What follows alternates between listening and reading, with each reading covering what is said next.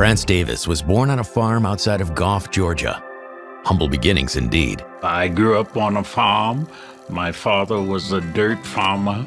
He raised cotton, corn, wheat, pigs, and other animals. I grew up there and lived there until I was 18 years old. Went to school at Goff, Georgia. Went to school at Waynesboro, Georgia for high school, and then went to college at Tuskegee.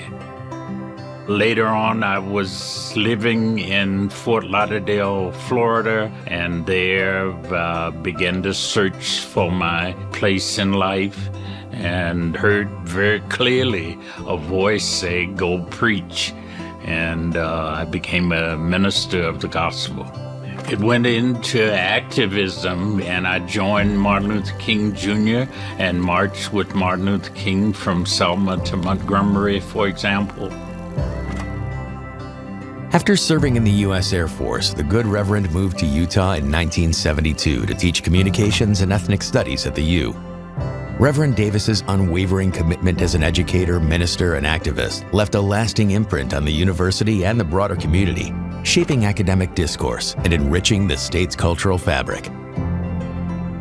I came to Utah from UC Berkeley, where I had also gone to school and finished school and was recruited by the University of Utah. I taught in the communication department for 42 years.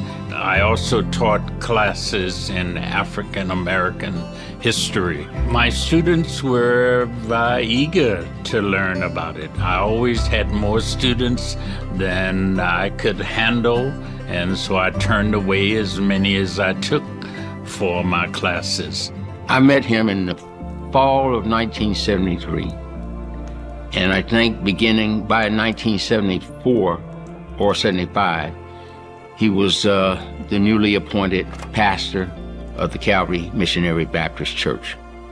And if you know Reverend Davis, he's always all business.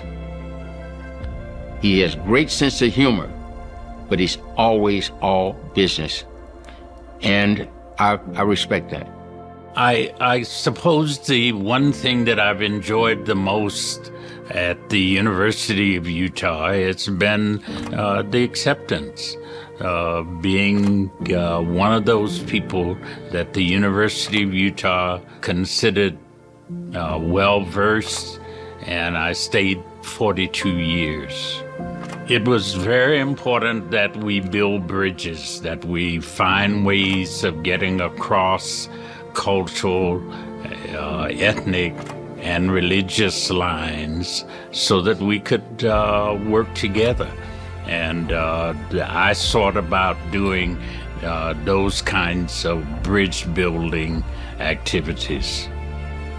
As chaplain for the football team, I'm still working constantly 2 days a week, sometimes 3 days a week with the football team at the University of Utah. But Reverend Davis's service isn't limited to the football team. He's the epitome of an educator, leader, and man of faith. His dedication to justice, education, and service makes him a transformative figure in every arena he touches. Reverend Davis deserves the Founders Day Award because he is a Utah person. He helped us to become a better state and a better community. And he does it in a way that doesn't take away the individual's sense of self. So I've been moving toward the Founders Day Award, and now that I achieved that, I think maybe I've finished what I started. We have a feeling there's a lot more in store for Reverend France Davis.